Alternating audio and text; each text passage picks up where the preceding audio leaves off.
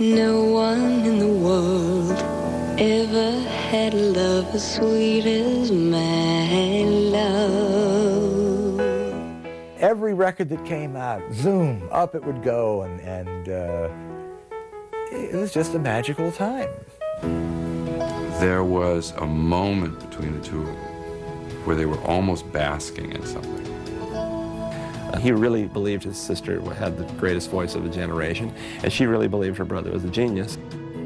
I compare her with Nat King Cole, and there's very few singers that are that rich, actually. Karen was becoming this giant star, and Richard just became the piano player with the Carpenters. We were sitting down, and she looked at me and says, "I have a problem." I said, what is it? She says, "I have anorexia nervosa." Both Richard and Karen have very special talents. I believe in the music and the song.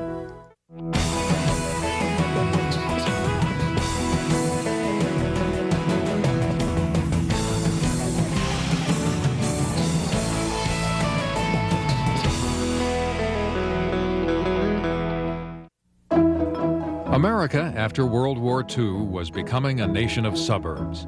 Couples flocked to housing developments that were springing up across the country, impatient to start families. Harold and Agnes Carpenter were among those eager to take advantage of the affordable housing. In 1946, they moved into a home in New Haven, Connecticut. Harold Carpenter worked a color press at the New Haven Pulp and Board Company. On his off hours, he and Agnes washed cars to add to the family budget. They had both acquired a strong work ethic in their childhood. Harold was the son of a British father and an American mother. His father worked as first a missionary and then an engineer in Asia. His mother, Nellie, was described as a beautiful woman with a strong singing voice. Agnes Tatum Carpenter was one of 4 daughters of a Baltimore businessman who ran a wholesale clothing operation.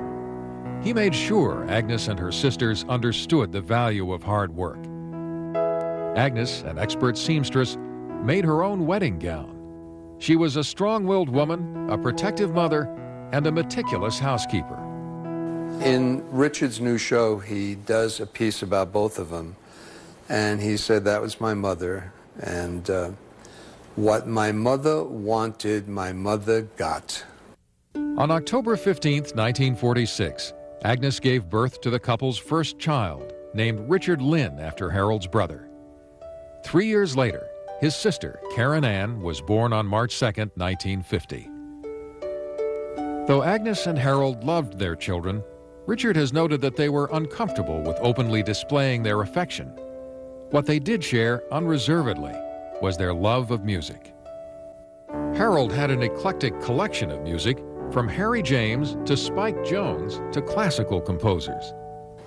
He loved music, all kinds of music, and that's where Richard gets some of the classical bent that he has, because he was always testing Richard to reach out and try this, try that. Try a little Rachmaninoff, try that.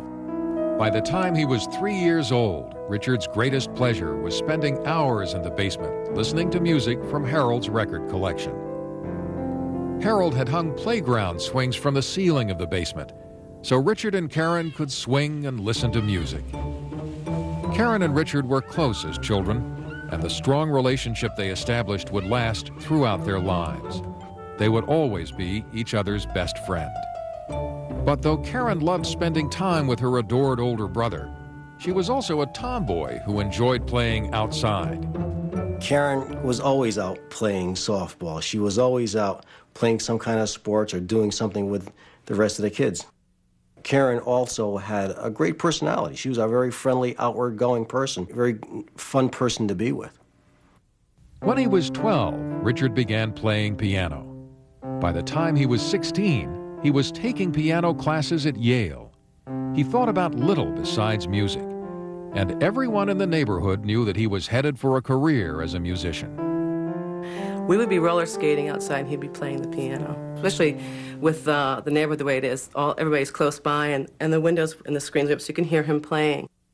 Agnes Carpenter had a strong vision of her son as a successful musician, and she made sure he practiced the piano each day. And she saw something ahead of him way beyond the classical part that he did and the scales that he practiced. It was certainly a gift.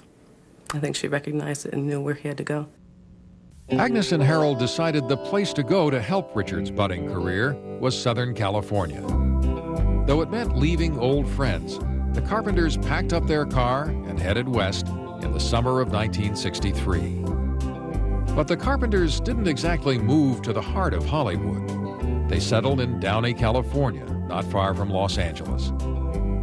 Downey, like New Haven, was a typical suburban community and home to one of the country's first McDonald's. Richard liked Southern California immediately. He was soon playing organ at the local Methodist church. He also performed at area nightclubs where he had to hide the fact that he was underage. Karen drifted a bit when the family first arrived in California. But when she joined the high school band, she finally found an outlet for her energy, the drums. Since her parents couldn't afford a drum set at first, Karen practiced with sticks on a bar stool. When she finally could afford a set, Karen spent hours teaching herself complicated rhythms and becoming an accomplished drummer. While Karen was perfecting her drumming technique, Richard was attending the California State College at Long Beach. Richard was very well known in the music department. He was by far and away the best pianist at the music department. And also just the kind of person you would notice, you know. He was very vocal about his music. Outside of school, Richard formed the Richard Carpenter Trio with his sister Karen on drums and friend Wes Jacobs on bass. In June of 1966, the trio won the Hollywood Bowl Battle of the Bands, a prestigious amateur talent competition. The group played a Richard Carpenter composition.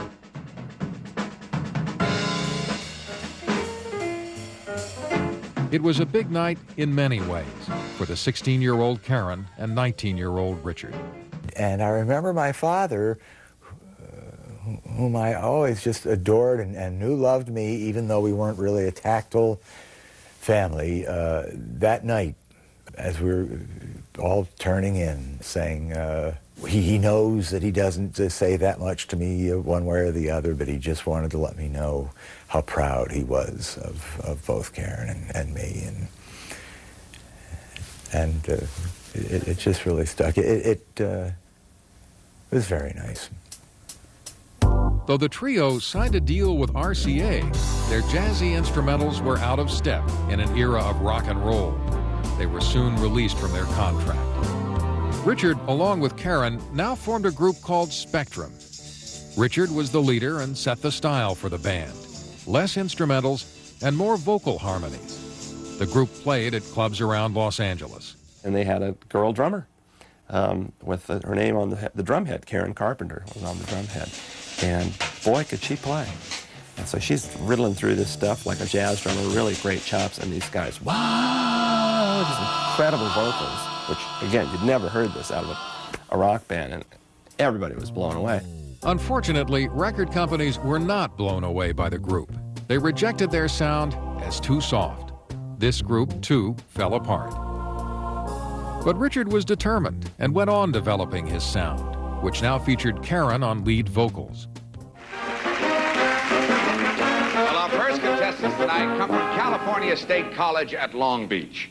They're the Dick Carpenter Trio. In 1968, Karen and Richard heard of a new national television program that was looking for musical groups. It was called Your All-American College Show. The Carpenters aced the audition. Then, on their first appearance on national television, they wowed the audience with their version of the song Dancing in the Streets.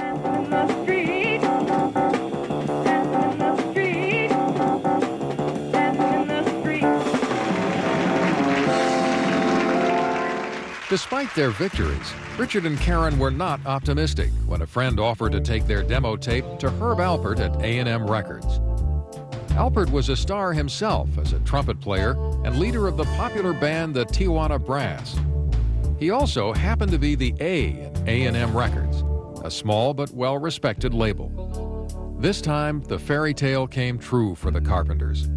Herb Alpert not only heard the tape, he was impressed with the arrangements, and he described Karen's voice as amazing. Alpert offered the brother and sister a recording contract. On April 22, 1969, Karen and Richard Carpenter signed their first major record deal. Karen was still underage at only 19 and had her parents there to co-sign. Richard was 22. It was a heady moment, but both siblings knew it was just the first step. Karen and Richard immediately went to work on their first album. It was time to try to make their dream of musical stardom a reality. Within 6 months of signing their contract with A&M, the Carpenters released their first album, titled Offering. The album did not make much of a splash, and there was pressure on Herb Alpert to let the duo go. He had a lot of people around him after Offering came out and didn't do all that well, saying, look, we told you it's too soft, it won't sell, cut your losses, let him go. And Herb said, in so many words, no, I just think there's something there. I'm going to give him one more shot. And that obviously is one of the greatest decisions he ever made. Alpert not only gave them another chance, he found Karen and Richard their first hit, a 7-year-old song by one of their favorite composers, Burt Bacharach. However, Richard and Karen weren't crazy about the song, titled They Long to Be Close to You. Alpert insisted they give it a try. He told them that they could change the arrangement to suit their style, but they had to keep the piano riff at the end of the first bridge. There are 2 5-note runs at the end of the first bridge. He said, I want you to keep that in. Do anything else with it that you wish to do. Richard agreed, but added his own touch at the end, which would become the most recognizable and singable parts of the song. I just pictured silence and then 4-part harmony, tripled, 12 voices. The whole bit. Within 8 weeks of its release, Close to You was #1 on the Billboard chart. The Carpenters' ride had begun. Richard was 23 and Karen 20. Now all they had to do was produce another hit. The follow-up to Close to You was a nerve-wracking time because there wasn't anything. I mean, Close to You was not cut as part of an album project. It was a singles thing. And there was Close to You and we got to find another song. Fortunately, one night soon after the release of Close to You, Richard saw a commercial for a local bank on television.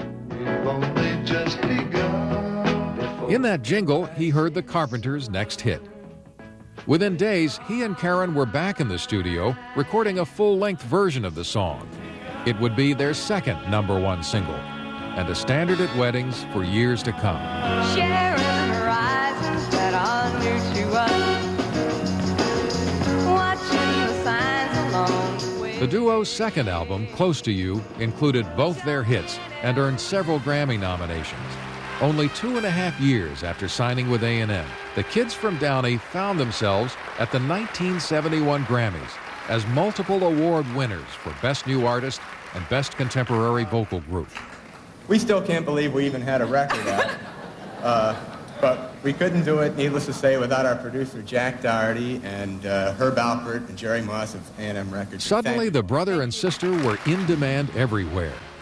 They were now so well known that barely into their 20s, they had their lives reviewed on the popular program, This Is Your Life. One of your favorite teachers at Downey High School, Bruce Gifford.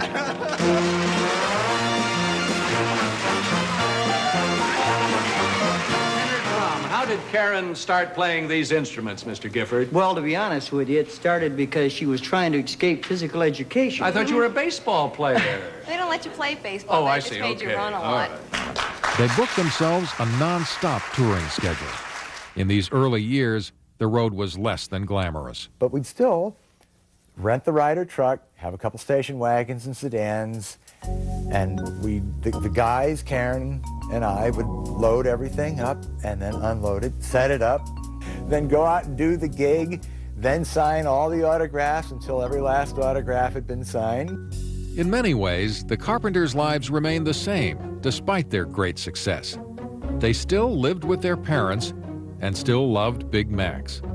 The only difference was that now they had a whole lot more money. You say we are. Are you a millionaire? Yeah, Karen, And both. separately? Separately. Not together. No. You don't have to pool. We'll be No. In 1972, the Carpenters returned to the studio to work on their fourth album. Richard still found or co-wrote their songs, arranged, and produced each tune. He often said his musical style was influenced by the three Bs, the Beatles, the Beach Boys, and Burt Bacharach. Richard also incorporated the vocal harmonies he'd heard in choral groups. He had the musicality that a lot of people didn't give him enough credit for. He's an exceptional arranger and understood what he was producing. I thought if you listen back now, you know, because it's kind of cool now to listen back to the early Carpenters, you hear wonderful, wonderful ideas and vocal ideas and really cool playing in the background. Can't we stop hurting each other? The overdubbing of their voices was one of the keys of the Carpenters' music. Karen would sing the lead vocal, then she would record the same line several more times. Richard would do the same with his background vocals. In the end, the tracks were all laid together to produce that distinctive Carpenter sound. Their background parts, you know, the two of them together, it was just like, it was air and a choir at the same time. It was fantastic. Each other, gotta stop. Though it made for easy listening, it was a difficult sound to achieve. Breaking each other's heart, tearing each. Richard's method of recording was very grueling. That was the other thing, is that, you know, it was all them. And that was very difficult because it was weeks and weeks and weeks of vocal overdubs and all that stuff. These two people really spent days, months in the studio to get their sound, and unusual for the time, very unusual, because people made records in the late 60s and 70s, and you went in and you recorded and you sang, or you overdubbed, meaning you sang after the track had been laid down, and you're out of there. And they didn't do that. In a replay of their childhood, Richard would be inside working on music, while Karen was out playing ball with the guys on the A&M lot. Just barely into her 20s, Karen still had much of the tomboy in her. But when it came time to sing, she was always ready. Karen could close her eyes and visit a place that was universal. Karen went to a place that's exactly the same in every human being. Richard seemed to have a sixth sense for picking songs that were perfect for his sister's voice. The song Superstar, especially, highlights the undercurrent of sadness that was a key to the appeal of Karen's voice. Long ago, He was totally in tune with his audience because he was his audience. He didn't have to figure it out. He was there. When you saw a Carpenter's audience, it was like Karen and Richard and all of their friends from Downey. After Close to You and We've Only Just Begun, the Carpenters released a string of hits. And every record that came out, zoom, up it would go, and it was just a magical time. It was an amazing role, and it was a combination of incredibly hard work and preparation. I mean, Richard was really ready to make those records. You know, he was really ready, and Karen was really ready to sing them. I'll say goodbye to love. No For the ballad Goodbye to Love, Richard decided to add a very un-Carpenter-esque rock guitar solo at the end. His request surprised even the guitar player. He says, do more like you do that thing on that Dr. Fine song that you used to do. And I said, well, that's like totally just, you know, rock and roll, hard fuzz tone guitar. And he said, yeah, do like this. Okay.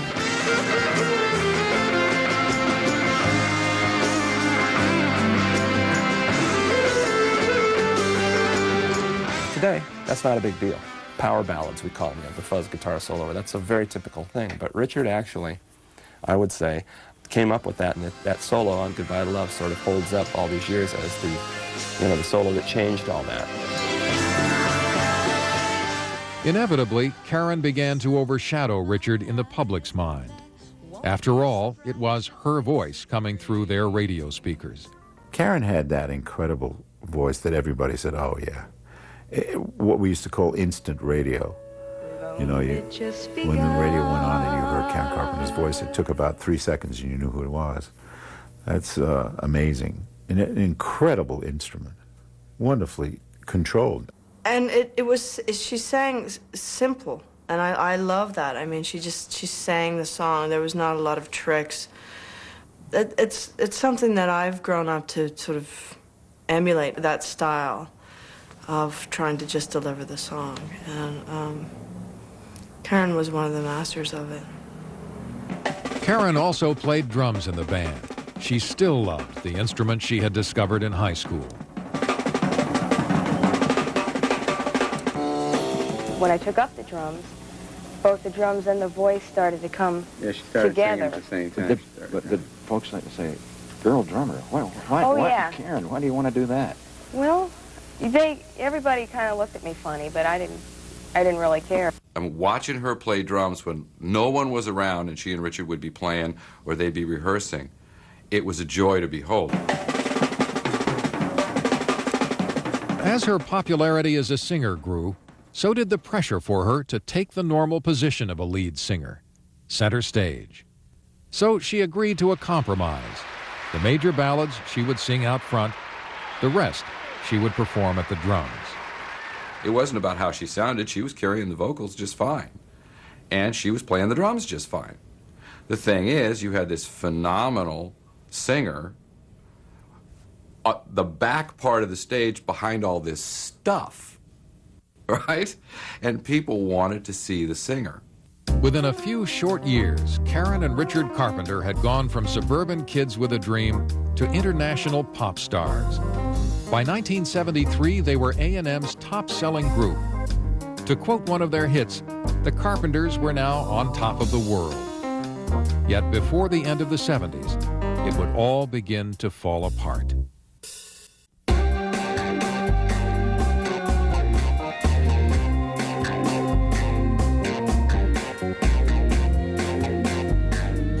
'69, the year the Carpenters signed with A&M, was the year of the legendary Woodstock Festival.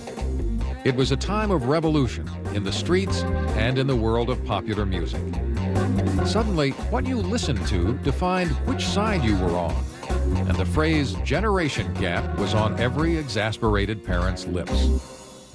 Anti-establishment was definitely the word in rock and roll in the late 60s, and the Carpenters were the complete opposite. They were the establishment.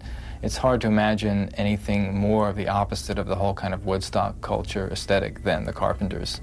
So the Carpenters were seen by the rock press as a brother and sister team who sang syrupy love songs. They were stereotyped as milk-loving mom and apple pie squares. Well, I just think that the pressure of the perfect siblings, you know, squeaky clean, probably never said a curse word in their lives. I mean, I felt like they were imprisoned in a way.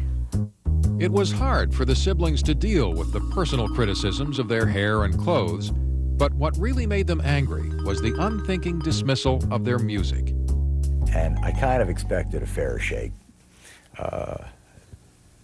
when it came to the Carpenters, because whether you like them or you don't, no one can really say that we weren't good. You just can't. And some people said we weren't good, and say I said they're ignoramuses.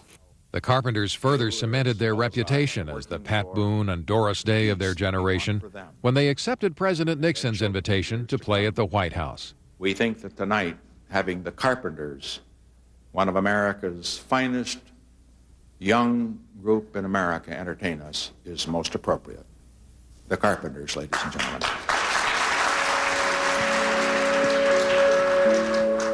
We've only just begun to live. But despite the criticism of the hip rock press, the Carpenters' records flew out of the stores, and their concerts sold out around the world. Somehow or another, every one of their albums sold so many millions of copies to who we don't know. Nobody will admit they ever bought one, but miraculously, thank God, they were sold. By this time, jets and first-class suites had replaced the Ryder trucks and college dorm rooms. What hadn't changed was Richard and Karen striving to make each performance an exact recreation of the recorded version. Improvisations by musicians in the band were not only frowned upon, they were forbidden. Their demand for perfection and for being perfect in your show and in playing everything would seem unfair, except for the fact that they never made a mistake. They were always perfect in every way. So they was kind of like, hey, we can do it. We're working hard doing interviews and everything else, so you got to be there too. And so you did. And we took great pride on achieving perfection every night. In an interview in the early 70s, Karen talked about their drive for perfection. We spend an awful lot of time trying to achieve perfection as close as we can come. And that's not that easy, you know. It's a full-time job. It's the foremost thing in both of our minds at all times. Band members were proud of the music they played with the Carpenters, and they genuinely liked and respected Karen and Richard. Still, they couldn't help but see the flip side of the duo's smiling personas. Any band member who missed a note or ventured outside the proscribed arrangement would receive a cold stare and a verbal lashing after the show from Karen. That takes its toll. It's very stressful when there's so much scrutiny on every note, and that becomes the end-all and be-all of everything, is not making a mistake. Instead of maybe just going out and having fun and enjoying it a little bit more, stopping and smelling the roses. Of course, there were also some good times on the road, and Karen was often at the center of these. She was the only girl there, but unlike most other girls who would miss that companionship, she was the first one who would be yelling, "Who's going bowling tonight?" For many people, the thought of spending days on end with a sibling is not appealing. Yet Karen and Richard's relationship managed to survive countless hours of touring and recording. They were bound not only by family ties, but by musical ones as well. Once in a while, Karen and Richard would be out at the piano, and he'd be either showing her a part or showing her a new song or something. And it wasn't that they said anything.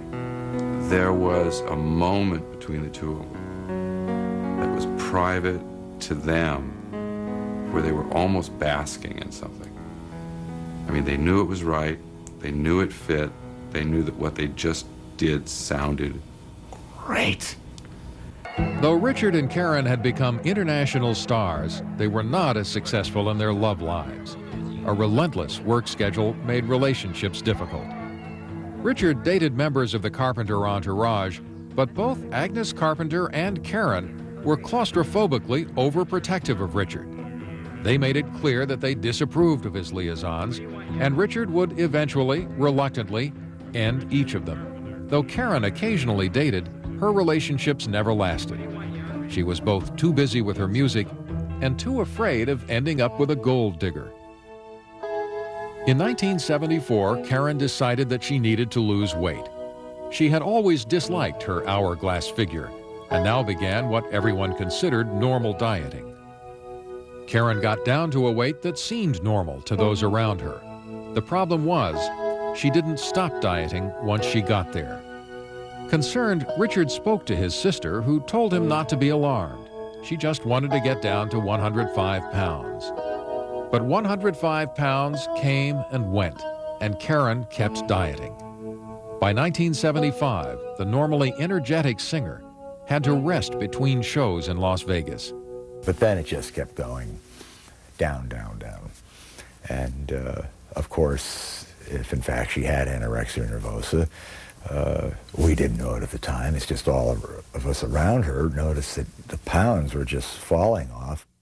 Then something even more uncharacteristic happened.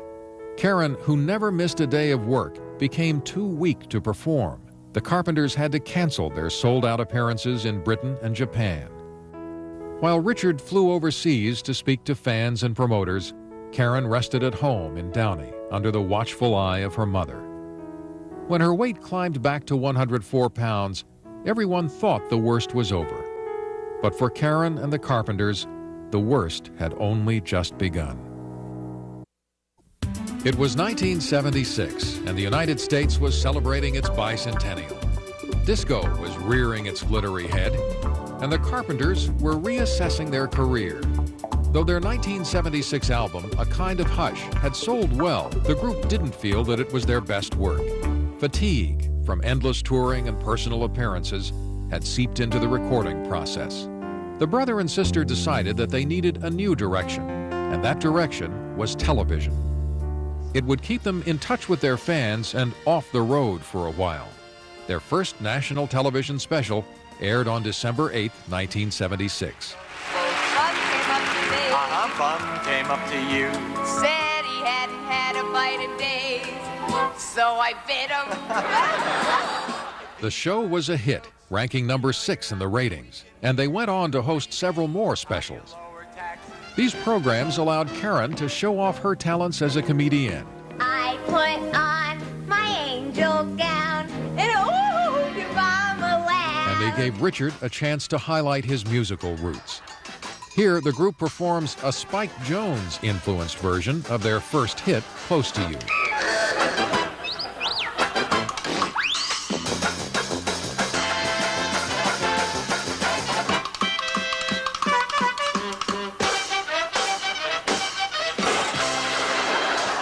Yet their success on television did not lessen their desire for another top 10 hit. The pressure was especially great on Richard as the group's producer. Few fans knew of Richard's behind-the-scenes role. The public saw him as Karen's boring brother. At one public appearance, Richard was introduced as the piano player for the Carpenters. Eventually, the pressures of keeping the group's career moving and his own ego satisfied became too much for Richard. In the early 70s, he had begun taking one prescription sleeping pill a night to help him relax. By the late 70s, he had become dependent on the pills. Then, one night in Las Vegas in 1978, Richard reached his breaking point. He simply could no longer go on with the show. Richard now made a startling decision. He canceled the rest of the group's 2-week engagement. Everyone, including Richard, assumed it was only a temporary break from the concert grind. But it would be the last time the band would play together live. Richard now realized that he needed help. He checked himself into a rehabilitation clinic in Kansas to try to overcome his addiction. Karen, meanwhile, once again weighed under 100 pounds. At the time, anorexia nervosa was a term unknown to the general public. But Karen's friends and family knew something was wrong. Karen herself stubbornly refused to admit she had a problem. While Richard was in the rehab clinic, he urged Karen to get treatment for her eating disorder. But Karen resisted taking his advice. Instead of confronting her problem, Karen was deciding whether to make a solo album while Richard was convalescing. It was not an easy decision for the singer, who felt that she was abandoning Richard and thus her family. There were 2 people in her family that she needed total acceptance. One was Richard, and 2 was her mother. And it was very confusing for her because she thought she was doing all the right things that everybody wanted her to do. And no matter what she did, it wasn't good enough, you know. The relationship that she had with Richard was so interpersonal, and she wanted never to have an argument. And, you know, it's the perfect relationship, but it's not life. The Carpenters had always been a close-knit family. In some ways, that closeness prevented Karen and Richard from pursuing their own lives as adults. In fact, it wasn't until they were in their mid-20s that they finally moved out of their parents' house. And even then, their mother, Agnes, wanted them to remain at home. I think they tried it 2 or 3 times before they actually ever did move out of their family home, but then they ended up living 3 blocks away. I think it's a natural function for people to break away from our families and have to go back, you know? And I think because of the way things worked out, they didn't have a chance to go through that developmental stage. It all kind of stayed welded together. Though Karen was anxious about working outside the family circle, she resolved to go ahead with her solo album anyway. A&M arranged for her to work in New York with veteran producer Phil Ramone. The two decided that it was time for Karen to break away from her virginal Carpenters image. The album would include more sexually explicit songs like Making Love in the Afternoon.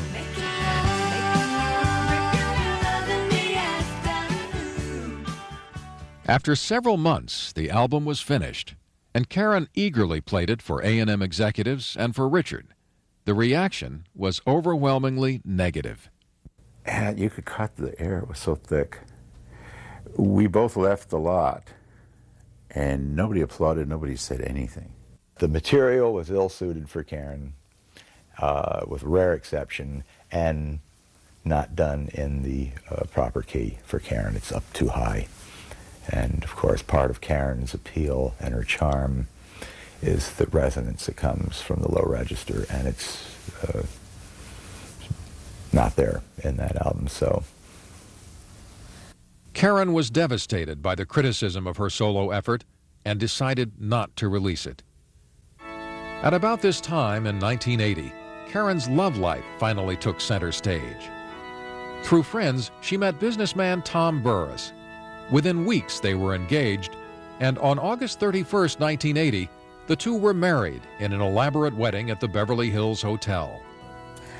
She was hoping, and we were all hoping for her, that she married the perfect husband and would have children, and that she wanted a family. She was your girl next door. But the hasty courtship, along with Karen's ongoing illness, made some friends doubt the strength of the marriage. And in the end, they were right. Karen didn't get her white picket fence. Within months of the wedding, the marriage was in trouble, and the two eventually separated. Now, Karen and Richard were going into the 80s, not on a high as they had into the 70s, but scrambling to put back together their personal and professional lives. In 1981, after several years of a creative lull, the Carpenters released their 10th album, titled Made in America. Though the album didn't produce any top 10 hits, Richard still felt that the duo was on the right track. But before the group could go any further, Karen had to deal with her illness. After years of denial, the 31-year-old was finally ready to admit that she had a problem. She returned to New York to work with a therapist who specialized in eating disorders. Somewhat unrealistically, Karen was determined to complete the 3-year program in 6 months to a year. By this time, Karen was taking dozens of laxatives along with thyroid tablets each day. Neither Richard nor her mother agreed with the way Karen was treating her illness. Richard thought his sister should be a full-time patient at a facility that focused on eating disorders. As for Agnes, she never believed in going outside the family for help. You know, if you have a problem, you work it out. You don't go to a therapist. You know, I mean, that whole thing about the taboo about being nuts versus, I just need a little direction here. I want to clarify things. Despite her family's disapproval, Karen continued her therapy in New York. My stomach just sank when I met her on the street, and I put my hands on her arms and gave her a kiss. There was just nothing there. So you knew that she wasn't getting any better. But the voice and the person who came out was still that same enthusiasm. She never lost that. After a year of therapy, twice as long as she anticipated, Karen felt well enough to take a break. Though still too thin, she had gained some weight. And more importantly, at age 32, she had gained a sense of independence. I think she really thought she had confronted that, the fact that, yes, she was anorexic, and yes, she was capable of even hailing a taxi, which she'd never done before. Now Karen returned to Southern California, full of hope for the future. But those close to her realized right away that she was far from well. But see, by that point in time, I could see it in her eyes. I just knew she wasn't right. And I guess it was too many years of really screwing around with her body. I think the years had taken their toll. it's hard when your best friend is slowly killing herself and not really aware of it.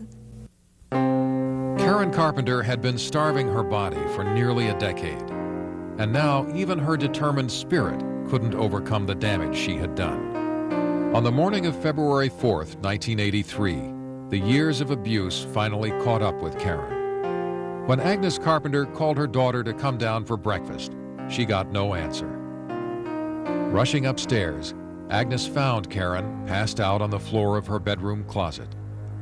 A short time later, Karen Carpenter was pronounced dead of complications from anorexia nervosa. She was 32 years old. And I called Richard and amazingly got through. I was surprised. And my first words to him were, I'm angry. I mean, I feel bad about that because I feel mad. And he said, yeah, me too. Anger at myself, anger at Karen, although I know that part of the disorder is not realizing you have a disorder. Anger at doctors, hospitals, therapists. Karen's funeral was held at the Downey Methodist Church, where Richard had once played the organ. It was a gray day in the Southern California town. And of course it was raining, you know, rainy days and Mondays, you know, it's horrible. And this was wrong. This beautiful, sweet girl that we all loved so much. All these grown men just sitting there just sobbing. Karen Carpenter's death at such a young age and of such an unknown disorder shocked and saddened the American public. Richard Carpenter was stunned by the loss of his sister, his best friend, and musical partner. It took him years to fully recover. Richard did release a solo album in 1987, which sold moderately well, but it did not recapture the magic he had with his sister. In May of 1984, Richard married Mary Rudolph, whom he had known for many years. The couple went on to have 4 children. Over the years, fans of the Carpenters had asked Richard to release Karen's solo album. Finally, in 1996, he did. The reviews agreed with his original assessment. It was not Karen's best work. For years, the Carpenters' music was kept alive mostly by fans who played it in their homes. Now the 70s are far enough behind us to be fodder for nostalgia, and there's been a resurgence of interest in the Carpenters' music. And Richard Carpenter has begun to re-enter the music scene. In 1997, he toured Japan playing instrumental versions of Carpenter's songs with a 60-piece orchestra. The Carpenters, once thought of as transitory pop artists, have carved a permanent place for themselves in America's musical history. Quality is everything. You know, I think that both Richard and Karen have very special talents. But I believe in the music and the song. And that's what makes it live and relive. And when the